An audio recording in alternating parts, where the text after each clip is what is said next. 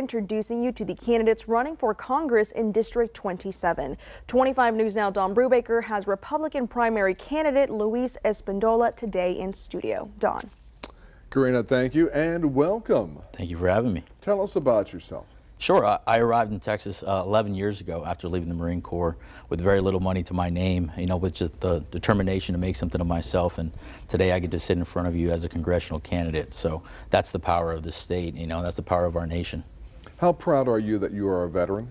Very proud. It's one of the proudest things I've ever done in my life. And second to this, On the campaign trail, the main topic that voters want to talk to you about is?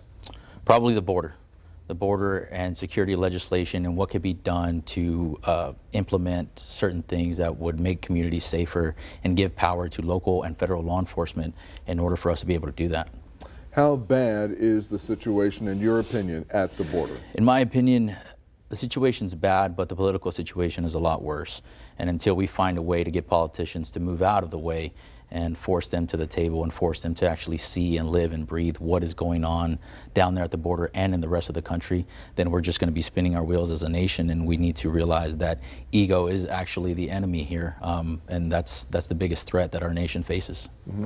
You are a high-threat security consultant. Correct. How much has the problem at the border affected our national security?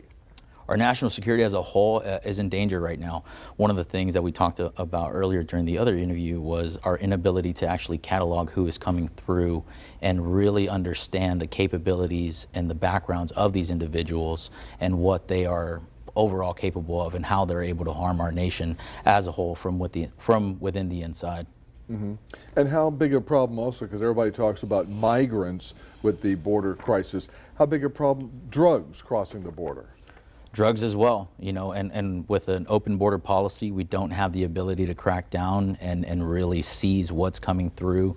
So you can only imagine the type of drugs and the amount of drugs that are coming through the border.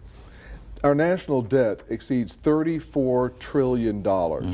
Where can the federal government do things to change that, bring down that national debt? Well, picking apart programs piece by piece. I heard Congressman Michael Clout talk about this in depth. He is on the Appropriations Committee, so he should have the ability to lead that, and if that's not being done, then we need to look at a change. Mm-hmm. How do you feel about spending money on military aid to countries like Ukraine and Israel? Well, if you and I submit our IRS tax returns, we're going to have to submit receipts for every single one of those expenses. And I think the same should be done with Congress. Before we send any money anywhere throughout the rest of the world, we should have the ability to tell the American people this is exactly what it was spent on. It was spent on what it was intended to before we ask for any more of the American people's money. Mm-hmm. How do you feel about the way the government is handling health care?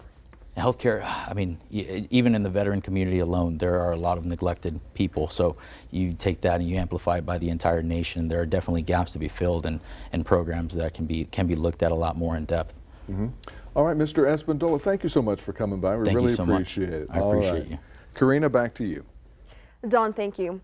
Here are the other Republican candidates on the ballot in District 27. That includes Michael Cloud, Chris Mapp, and Scott Mendel. The winner here will face the Democrat who wins the primary election on March 5th. Now, early voting in the primary election continues through March 1st. You can vote from 7 a.m. to 7 p.m. all days except Sunday, February 25th, when the polls open at 9 a.m. and close at 3 p.m. You can, of course, vote at the Dr. Patty Dotson Public Health Center, 2805 North Navarro.